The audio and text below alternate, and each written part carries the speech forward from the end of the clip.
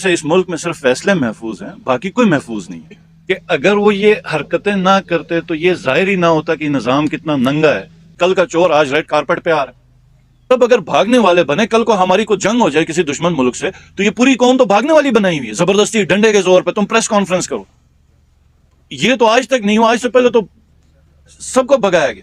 کہتا ہوں تا حیات نائل کیا مجھے زندگی بھر سائیڈ کر دیں، جیل میں بند کر دیں، لیکن اصول کے اوپر کبھی کمپرومائز نہیں ہوگا. یا تو پولیٹیکل سسٹم کا فیلئر ہے، یا ہماری کوئی جو نیشن کی چوائس ہے اس کے اوپر. تو یہاں پہ نہ نیشن کو چوائس کرنے دیا جا رہا ہے، نہ پولیٹیکل پروسیس کو چلنے دیا جا رہا ہے. تو پھر بلیم الزام کس کے اوپر لگائیں گے؟ اور الیکشن کمشنر چیف کورٹ کی رسپیکٹ نہیں رکھے گا، اس کے ڈیسیجنز کو اٹھا کے بن میں پھینک دے گا. تو آپ کیا ایکسپیکٹ کر سکتے ہیں کہ جہاں پر اگر پورے ملک میں 40-50% ناخواندگی ہو تو ان لوگوں سے آپ توقع رکھیں گے کہ وہ پھر فیصلے مانیں گے؟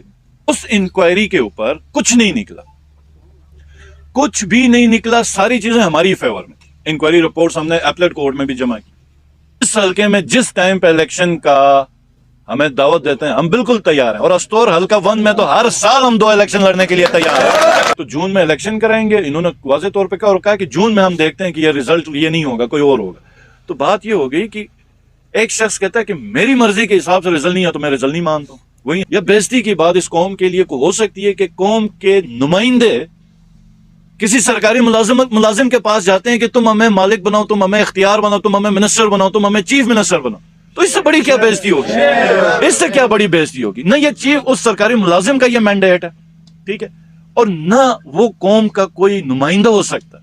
اپنی منمانی سے کریں گے تو یہ تو ایک نفرت کی فضا پھیل جائے گی، ادارے کمزور ہو جائیں گے، ریاست کمزور ہو جائے گی، عوام کے دلوں میں نفرت پیدا ہو جائے گی.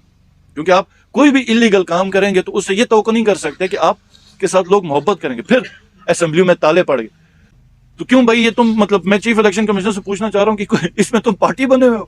مجھے نہیں پتا. آج کل تو پاکستان کے اندر آپ ہر چیز ممکن آپ اعتبار رکھیں کہ ہر قسم کا مذاق آپ کو نظر آ سکتا ہے، لیکن اسٹیٹ اور آپ کے کانسٹیٹیوشنل ادارے